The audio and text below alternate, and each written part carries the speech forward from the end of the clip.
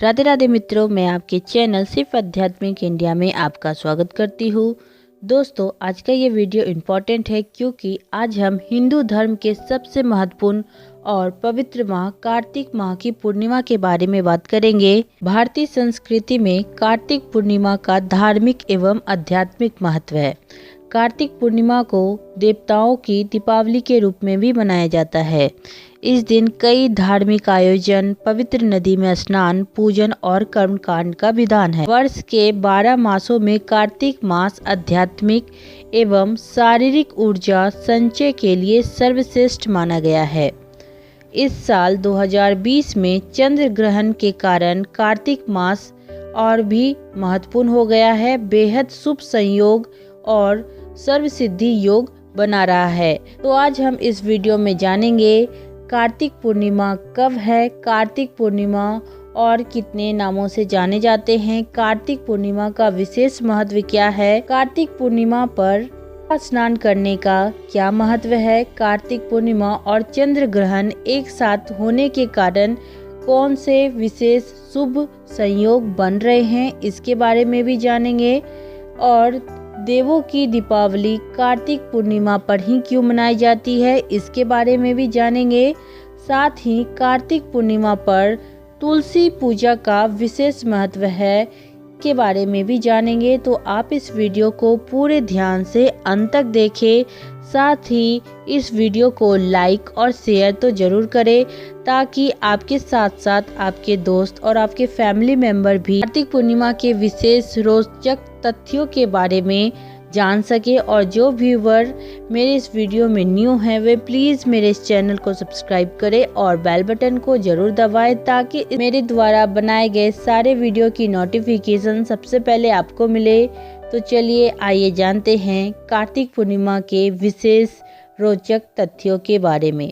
सबसे पहले हम जानते हैं कार्तिक पूर्णिमा कब मनाई जाएगी। कार्तिक पूर्णिमा साल 2020 में 30 नवंबर दिन सोमवार को मनाई जाएगी।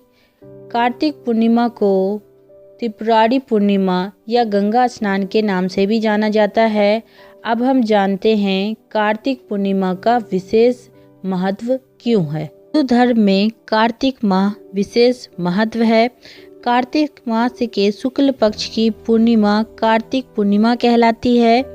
सृष्टि के आरंभ से ही यह तिथि बड़ी ही खास है। पुराणों में इस दिन स्नान, दान, व्रत, तप की दृष्टि से मोक्ष प्रदान करने वाला बताया गया है। इसका महत्व सिर्फ वैष्णव भक्तों के लिए ही नहीं बल्कि शैव भक्त और सिख धर्म के लिए भी बहुत ज़्यादा है। भगवान विष्णु के भक्त के लिए यह दिन इसलिए खास है क्योंकि भगवान विष्णु का पहला अवतार इसी दिन हुआ था। प्रथम अवतार में भगवान विष्णु मत्स्य यानी कि मछली के रूप में थे। भगवान को यह अवतार वेदों की रक्षा, प्रलय के अंत तक सब ऋषियों, अनाजों एवं राजा सत्यव्रत की रक्षा के लिए लेना पड़ा था। इससे सृष्टि का निर्माण कार्य फिर से आसान हुआ।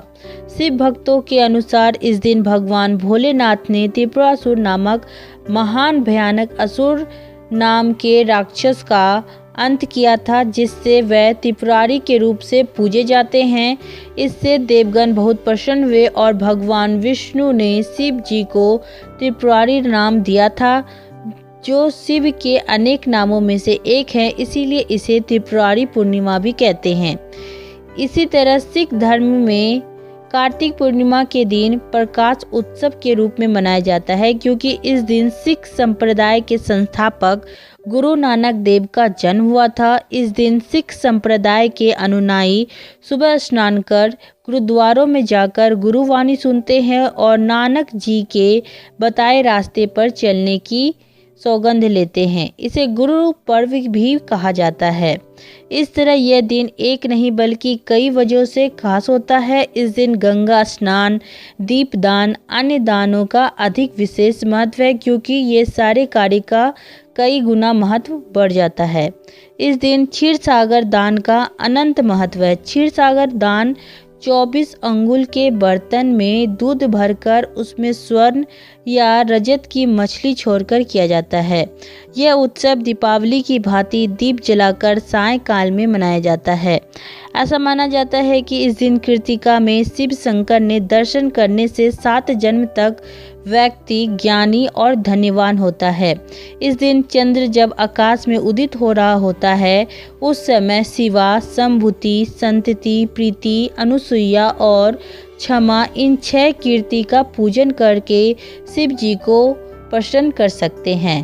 दोस्तों, अब हम जानते हैं कार्तिक पूर्णिमा पर गंगा स्नान करने का विशेष महत्व क्यों है। स्कंद पुराण के अनुसार जो व्यक्ति कार्तिक मास के प्रतिदिन स्नान करता है अथवा वह व्यक्ति जो प्रतिदिन स्नान नहीं कर पाता है, केवल 3 तिथियों को भी सूर्योदय से पूर्व उठकर स्नान कर लेता है, उसे साल भर गंगा स्नान का पूर्ण फल प्राप्त होता है।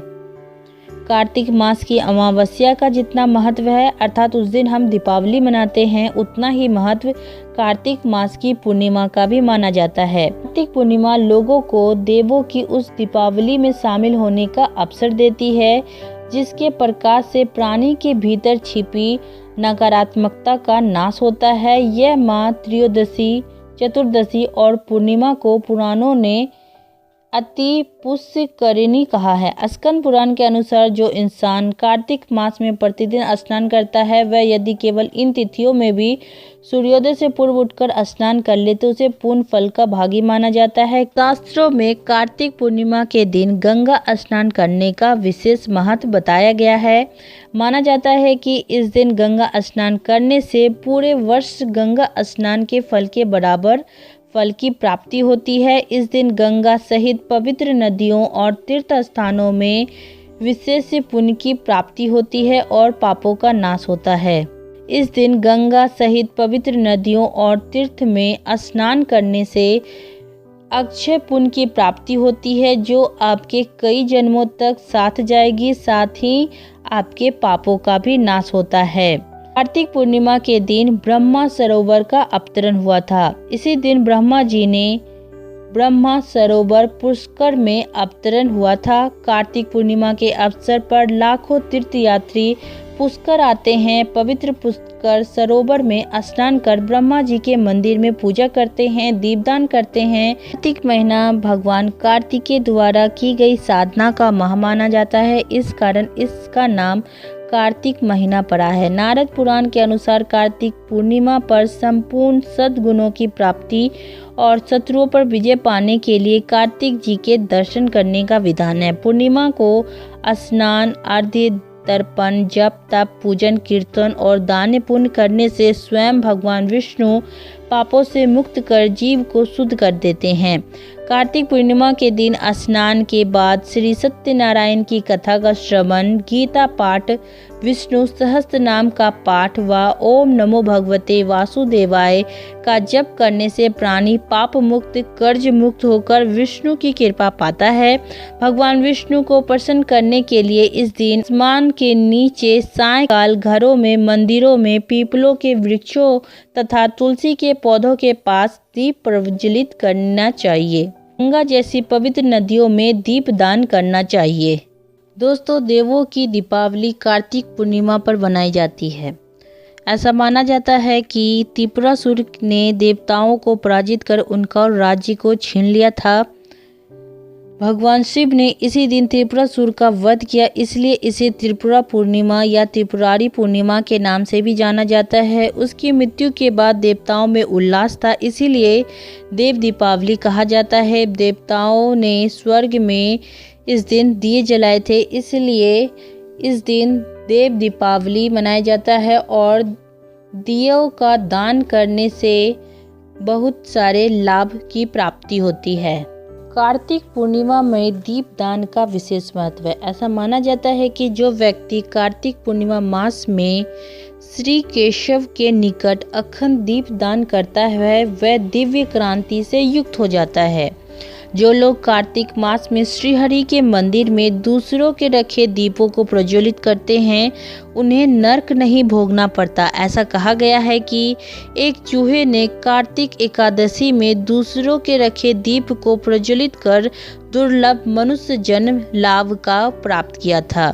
समुद्र सहित पृथ्वी दान और बछड़ों सहित दुग्धवती करोड़ों गायों के दान का फल मंदिर के ऊपर शिखर दीप दान करने से 16वें अंश के 1 अंश के बराबर मिलता है। शिखर यानी हरि मंदिर में दीप दान करने के सतकुल का उद्धार होता है।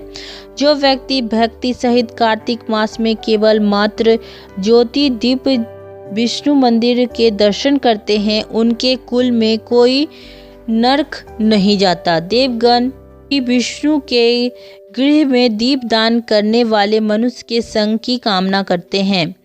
कार्तिक मास में खेल खेल में ही सही विष्णु के मंदिर में दीपों से आलोकित करने पर उसे धन यश कीर्ति लाभ होती है और 7 कुल पवित्र हो जाते हैं। मिट्टी के दीपक में घी या तिल के तेल को डालकर कार्तिक पूर्णिमा पर दीप प्रज्वलित करें, इससे अवश्य लाभ होगा।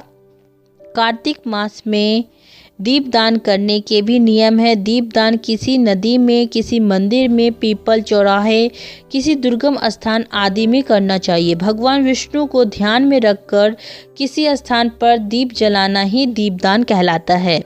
दीपदान का आशय अंधकार मिटाकर उजाला के आगमन से है। मंदिरों में दीपदान अधिक किए जाते हैं। तो दोस्तों अब हम जानते हैं कार्तिक पूर्णिमा के दिन तुलसी पूजा का क्यों महत्व है।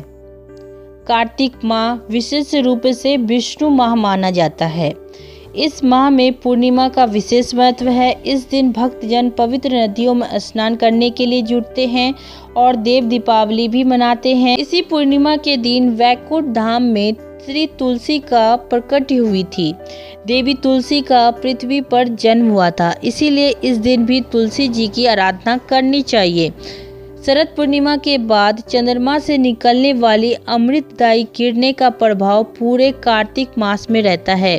चंद्रमा की मधुरम से सरोवर, सरिता और जलकुंड में एक शक्ति का संचय होता है। इस कारण कार्तिक मास में जल स्नान का विधान है। दोस्तों अब हम जानते हैं कार्तिक पूर्णिमा पर तिल स्नान से मिलती है शनि दोषों से राहत। जिन लोगों को शनि दोष है वे कार्तिक पूर्णिमा पर तिल जल में डालकर स्नान करने से शनि दोष समाप्त हो जाते हैं, खासकर शनि की 7.5। वही कुंडली में अगर पित्त दोष, चंडाल दोष, नदी दोष की स्थिति हो तो उसमें भी ये शीघ्र ही लाभ करता है। अब हम जानते हैं कि कार्तिक पूर्णिमा पर क्या दान करना चाहिए। अक्षय यानी चावल, जौ, काला तिल, मौसमी फल, लौकी, सिक्का, इन सभी चीज़ों का दान आप कार्तिक पूर्णिमा पर कर सकते। तो अब हम बात करते हैं कार्तिक पूर्णिमा और चंद्र ग्रहण का एक साथ होने से कैसे बन रहा है शुभ योग। कार्तिक पूर्णिमा का महत्व इसलिए भी बढ़ रहा है क्योंकि इस दिन साल का अंतिम चंद्र ग्रहण लगने जा रहा है।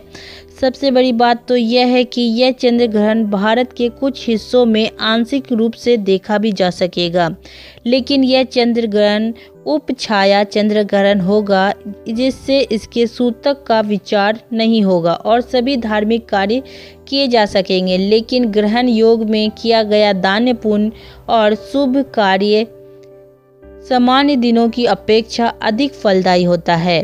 कार्तिक पूर्णिमा के दिन लगने जा रहा साल का अंतिम चंद्र ग्रहण एक उपछाया चंद्र ग्रहण होगा। इस चंद्र ग्रहण के दौरान चंद्रमा का बिंब कहीं से काला नहीं होगा, बल्कि चंद्रमा की आभा कुछ समय के लिए मलिन हो जाएगी। अक्सर जब चंद्र ग्रहण लगता है तो पहले चंद्रमा इस स्थिति से गुजरती है, फिर चंद्रमा का बिंब काला दिखने लगता है। लेकिन इस ग्रहण में चंद्रमा का बिंब काला होने से पहले ही ग्रहण समाप्त हो जाएगा, इसलिए इसे ग्रहण नहीं उपछाया ग्रहण कहा गया है। धर्म ग्रंथों में उपछाया ग्रहण को ग्रहण नहीं माना जाता है, जिससे सूतक काल का विचार नहीं किया जाएगा। इसलिए उपछाया ग्रहण के दौरान मंदिरों के कपाट बंद नहीं होंगे, धर्म कर्म, देव स्पर्श और पूजा पाठ किए जाएंगे। उपछाया चंद्र ग्रहण के प्रभाव भी बहुत अधिक नहीं होते हैं। कार्तिक पूर्णिमा पर लगने वाले चंद्र ग्रहण का स्पर्श दिन में 1:02 पर होगा।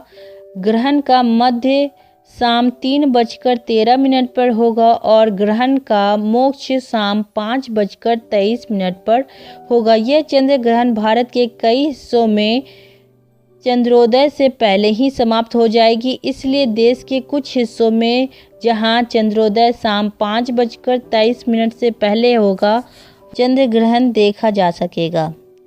अन्य स्थानों पर इस ग्रहण को लोग नहीं देख पाएंगे। कार्तिक पूर्णिमा पर लगने वाला चंद्र ग्रहण भारत में कोलकाता, असम, अरुणाचल, त्रिपुरा, बिहार, झारखंड सहित अन्य पूर्वी एवं मध्य पूर्वी भारत में दिखाई देगा। भारत के अलावा यह चंद्र ग्रहण Pakistan, Iran, Iraq, Afghanistan, England, Ireland, Norway, America, Sweden, Finland सहित प्रशांत महासागर में दिखेगा।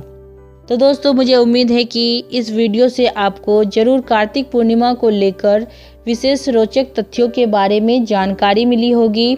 आपने अपना कीमती समय दिया, इसके लिए दिल से धन्यवाद।